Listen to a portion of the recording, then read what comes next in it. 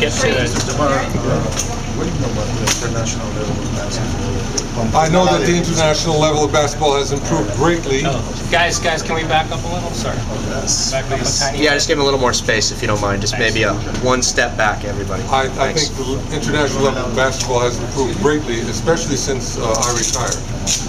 While I was still playing, there were a couple of European players and Olajuwon. That was it. And now there are a lot of European players and people from places like Australia and China and odd places in South America and Africa. I think it's great. The game has expanded and it's more popular around the world. I never thought it would be competitive with soccer in attracting the talents of young athletes, but it is. A lot of young athletes now dream of going to play in the NBA in America. So I think basketball has really, it's improved its popularity in great strides in the past 25 years since I've retired. Which do you think is the most dominant European or international player in general that you are seeing in the NBA? I don't, in the NBA, Tim Duncan from the Virgin Islands. You know, he's a very good player. And his team has consistently won. He's not very flashy, but he understands the game and gets the job done night in, night out. I've always, you know, he doesn't get all the votes, but I'd say, you know, for the international players, I'm biased. I love Pau Gasol.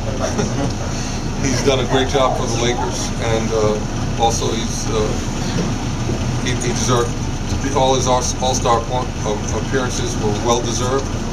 And Tony Parker, another first-rate, Ginobili. All of them are, they belong here in the All-Star game. They've been incredible.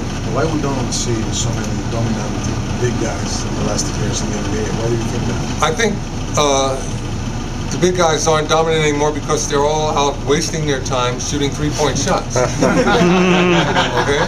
They should be in 6 to 8 feet from the basket, shooting high percentage shots that will get their teams victories. That's what's important. Also, Marc Gasol, he's improved incredibly and is a very valuable player. He's the type of player I would want on my team because he knows how to play both ends of the court. He plays great defense. He rebounds.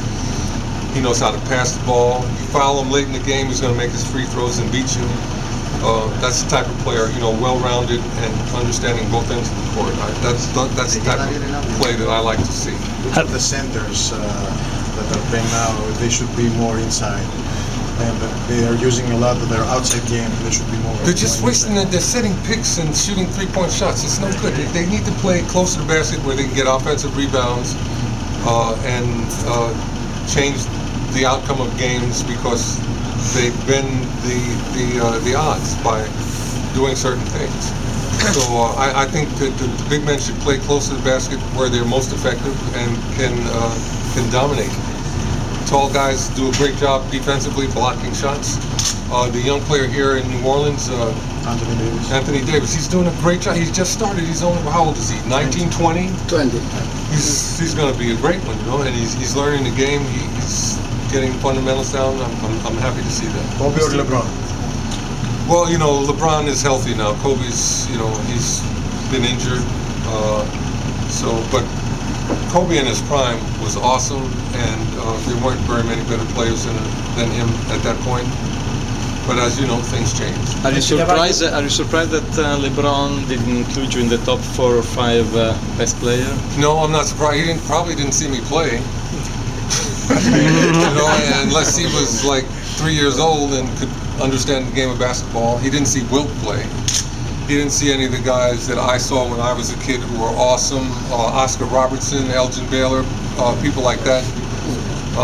Jerry West, a lot of great players. Earl Monroe, I can keep naming names. They've been forgotten because this generation hasn't seen them. So I don't blame LeBron for that. You know, he's talking about his experience. But LeBron, you got to do more homework. You play with Magic Johnson, that is probably one of the best point guards in history, and against another guys like Doc Rivers and these guys. What's the difference between the old school point guards and the new school point guards?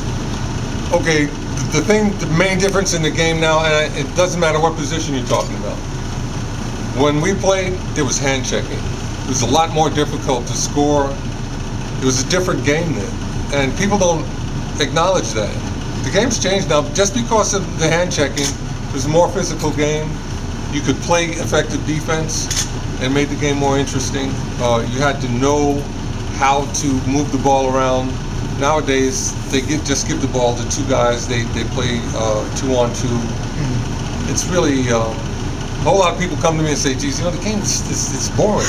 It's just the same thing up and down, and it's going to come down to the end of the game, somebody making a long shot." That's what people hope for. So before they share more the ball than today? I'm sorry? They share the ball more in the old school than today?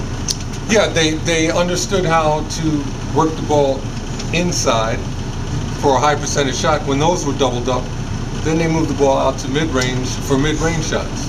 And we didn't really believe that the three-point shot was that useful. The series we played in 1985 against the Celtics, I think the most number of three-point shot taken by either team in one game was 9. Okay? Nowadays, either team will shoot 20 or 30 three-point shots, and they don't make a high percentage of them. It's not really enhanced the game that much. So I think that's an issue. Mr. Jabbar, you invented the shot. It was nearly impossible to block. I didn't invent it, but I kind of made it evolve. Perform it better than nobody else, maybe. I kind of made it evolve a little bit. Yeah. Do you see that happening again in the sport? Somebody making a trademark shot like you did? I don't think so, because what I did with my shot, I just took a standard hook shot and kind of put my flair on it. But that was it. My game inside was modeled after what I learned doing the George Mikan drill. George Mikan was a great player for the Lakers. Yeah, I know him. Yeah. Okay, so he had a drill that enabled him to shoot the hook shot. I worked on that when I was a kid, and I just took it a little bit further. I don't think there's anything new under the sun now.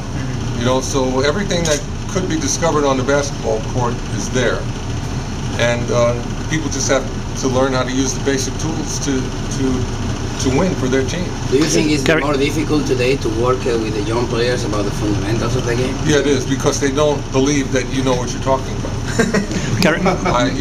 Sometimes I try to talk to guys and they look at me like, "What does he know?"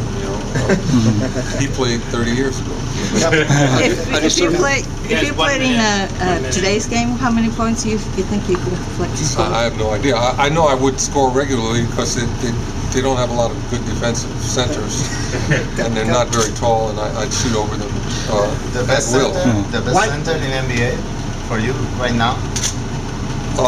Tim Duncan. Why a superstars like you never coached, and if you believe you can still do it? I don't know. I think maybe, I always tried to maintain my independence, and people saw that as me being surly. I wasn't, but they probably thought I was hard to get along with. But if I had had the opportunity to coach, I would have done the best job I could. When did you start to think about your legacy? You played a long time. When did you start about what you will leave to the game? I really never thought about it. I was just very appreciative of the fact that I was doing well, and I just tried to do well each year. And I didn't realize what a legacy meant until I, got to these years. I was 42 when I retired. That's pretty unusual. What could say Coach Wooden about today's game? Coach Wooden wouldn't like the way the college game is now, because nobody stays and gets their degrees, and they don't learn the game of basketball. The whole idea of going to college for 6 or 8 months so that you can be one and done, that's not doing anything for the player. It's not doing anything for the college game. I think the college game has suffered in that sense, because they don't get to keep the stars of the game, and people don't enjoy it as much. The money from the NBA has drawn all the talent out early, so college fans, I think, have been kind of shortchanged in a sense. But that's business. That's the way things go.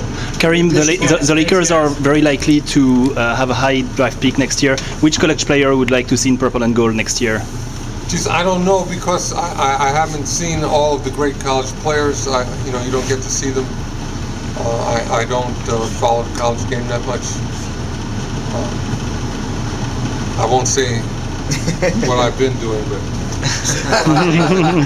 you know, I don't know who's coming in right now as intensely as I used to. So it's hard for me to judge that. But there's still a lot of talent coming into the league. Thanks, guys. Do you want to